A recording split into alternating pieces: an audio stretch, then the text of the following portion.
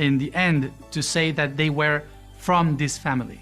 So the 12 families were named Miphis, Acaostis, Meiahis, Homobis, Coiris, Lioris, Carianis, Warianis, Isthyris, Banis, Phithis, Igabenis.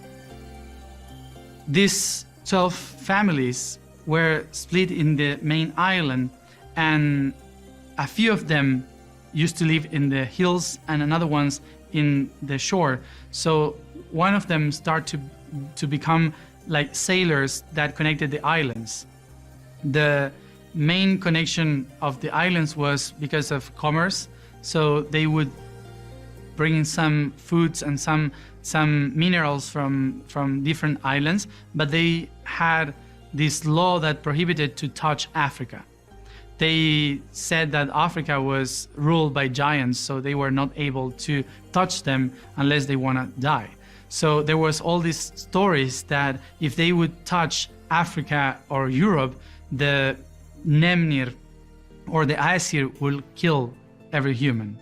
That took Atlantis for a long time living in the same islands and being worried about opening the doors to conquer the world because they were afraid of those people around the planet, even if they didn't exist anymore. When the 12 families, the 12 tribes, recognized their power along the islands of Evno, Ekaron, and Hefu, they understood that they were not the rulers of the civilization. They were not the ones having to control the population. They were the ones keeping the information from the stars. They were not able to rule. They were able to guide through their knowledge. So that's why the civilization doesn't have these 12 families ruling the Atlantean population, but guiding them. So that's why in between the humans, usually they choose a representative of those humans to become king or queen. And the king or queen had to ask for wisdom to the 12 ones every time that a decision has to be made. So the 12 ones were like a circle of debate to talk about the important stuff, and the king was, or the queen, were the voices to the rest of the population with the same blood.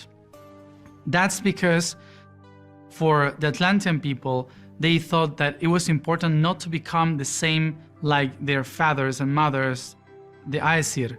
So they wanted people trust them, and in order to trust them, they had to pick a representative in the same blood.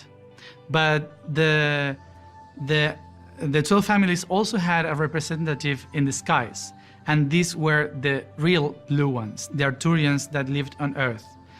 They were not many, maybe 50 or 30 people, and they all lived in the highest mountains of the Canary Islands, and they